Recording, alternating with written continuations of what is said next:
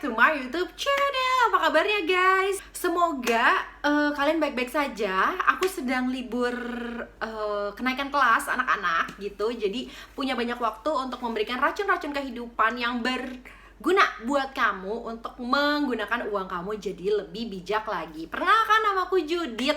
Aku sebenarnya guru matematika tapi suka bikin konten, dan konten-konten yang aku bikin itu berhubungan dengan penggunaan uang kita di kehidupan sehari-hari. Oke, hari ini kita akan ngobrol tentang, puji Tuhan, aku sudah pindah rumah gitu ya. Nah, ternyata di rumah baru aku itu yang sistemnya klaster, aku agak norak nih sebenarnya.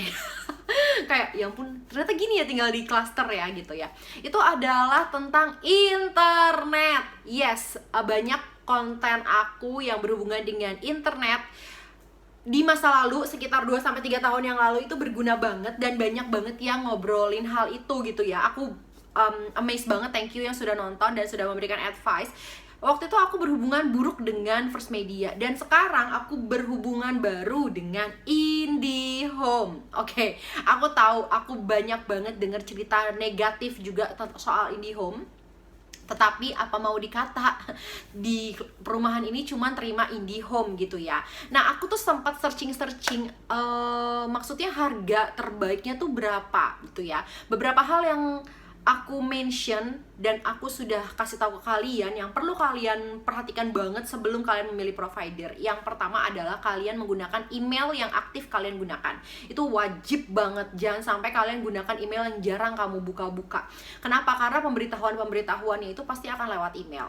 Yang kedua, jangan abai untuk membaca kontraknya. Apakah ketika kamu telat bayar itu berapa duit yang harus kamu bayar? Terus angka keterlambatannya tuh seperti apa gitu ya. Apakah per tanggal, misalnya gini ya, deadline tanggal 20, terus you bayar tanggal 21, udah hitung masuk denda atau belum, kayak gitu. You harus tahu banget, kamu harus tahu banget hal yang sesimpel itu.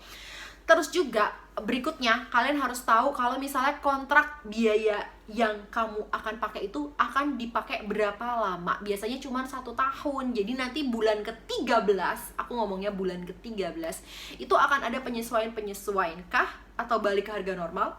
Atau harus telepon CS-nya untuk diperpanjang? Nah, itu yang benar-benar harus kamu tahu lagi. Nah, berhubung aku baru pasang IndiHome dan aku baru bisa ceritain ke kalian, emang sih sekarang itu aku baru pakai 2 bulanan ya. Enggak sih, nggak nyampe guys, cuman baru 1 bulanan gitu ya. Nah, hal-hal yang mau aku ceritain ke kalian semoga berguna ya. Pertama, di rumah aku tuh memang udah ada kotak IndiHome-nya. Jadi aku berusaha lah mencari kemana ya aku pasang IndiHome gitu ya. Nah, terusnya aku punyalah temen yang punya kontaknya, yang biasa mengurus di perumahan. Walaupun bukan perumahan aku, perumahan yang lainnya di dalam Bekasi, yaitu dia biasa ngurus di Panji Buwono. Nah, habis itu aku diarahkan lah sama mbak ini. Aku tanya bener-bener detail, aku tanya biaya pemasangan aku berapa, terusnya kapankah aku harus bayar. Dan kalian tahu gak sih guys, biaya pemasangan aku itu 166.500. Nah, biaya bulanan aku itu 244.200 gitu ya. Itu untuk kecepatan 30 Mbps ya. Tentu saja tidak 1:1 upload dan downloadnya ya. Tidak 1:1 setelah kami cek. Tapi yang aku pengen banget tanya, di masa pertama kali aku bayar, apakah aku membayar 166.000 ditambah 244 atau bagaimana mbak? Gitu kan. Dan surprisingly guys, ternyata aku cuman bayar biaya pasangnya aja gitu. Nanti biaya bulanan aku si 244.000 ini akan muncul di bill bulan Juli. Video ini dibuat di bulan Juni. Jadi Juni ini aku sudah bayar 166.500 nih billnya, kayak kalian bisa lihat. Nah, habis itu aku akan bayar lagi biaya bulanan aku itu 244.000 sekian gitu ya. Itu di bulan Juli. Di situ aku surprisingly wow, baik ya dia ternyata gitu ya. Nah, waktu masnya datang nih ke rumah aku, Kotak IndiHome-nya udah terpasang bersebelahan dengan stop kontak. Jadi ketika teknisi IndiHome-nya datang, mereka tinggal setting-setting aja tanpa bobok-bobok tembok, dan udah nggak ada kabel listrik yang melintang. Nah, semua barang-barang itu dia yang bawa, bukan aku yang siapin. Bahkan aku nggak ngeluarin duit sepeser pun. aku kan liatin dia gitu ya.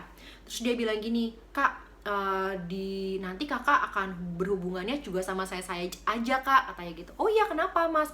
Iya karena ini kan klaster kak, jadi udah ada MOU dari Damai Putra Group sama IndiHome, pasti teknisinya ya saya juga nanti yang datang. Oh gitu, enak ya mas ya gitu. Iya kak, kalau nanti ada teknisi lain yang datang kakak jangan diterima ya gitu kan. Apalagi sekarang tuh lagi marak banget, nanti adalah yang ngomong naikin Mbps-nya.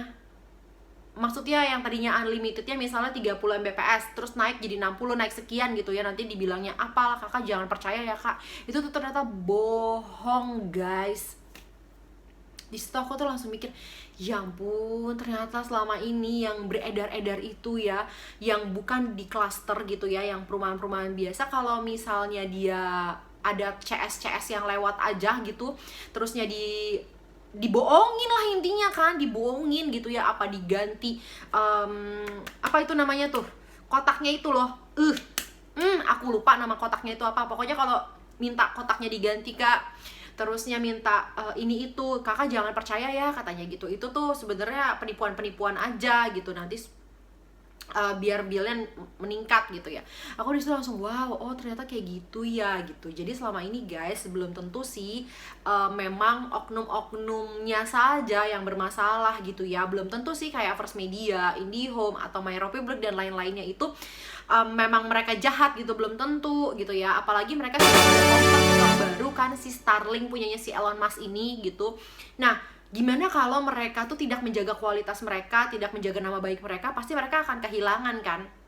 Buat orang-orang yang kaya raya gitu ya, kayak youtuber terkenal, ya udah pasti mereka pakai Starlink daripada gue ribet pakai provider Indonesia yang gak jelas, yang tiba-tiba hujan mati, terusnya petir mati, terusnya dimahalin lah biaya apa segala macam. Mendingan mereka pakai Starlink, iya nggak sih? Cuman butuh langit doang, langit doang, cuman butuh langit doang. Hal-hal yang sudah aku update nih ya guys ya, tentang IndiHome. Banyak banget yang nanya, kak IndiHome gimana, kak IndiHome gimana, dan beberapa hal yang bisa aku update sih itu. Dan kecepatannya menurut aku cukup puas gitu ya, walaupun dia ditaruhnya di bawah rumah aku, kamar aku di atas dan ketutupan pintu lah ya, pastinya itu tetap bisa dia nangkep walaupun sinyalnya nggak full kayak cuma 1 atau 2, tapi at least bisa aman.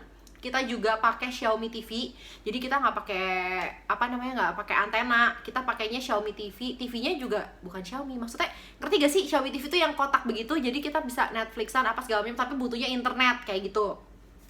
Terus juga device kita itu ya wajar aja sih, kayak handphone 2 karena aku berdua sama suami, laptop juga kalau dipakai aja kalau lagi kerja, padahal sebenarnya nggak terlalu yang kayak gimana, paling ngajar les online sih aku ya kayak gitu.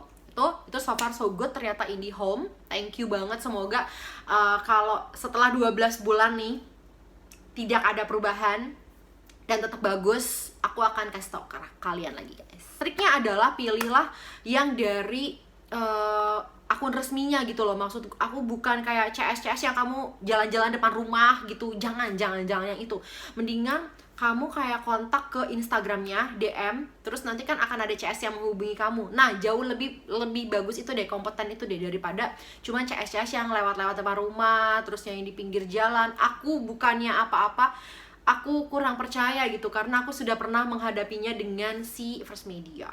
That's all my story about si IndiHome. Kalau boleh like, comment, dan subscribe. Dan kalau video ini benar-benar berguna, boleh di-share ke yang lainnya. Thank you for watching. God bless you all. Bye-bye.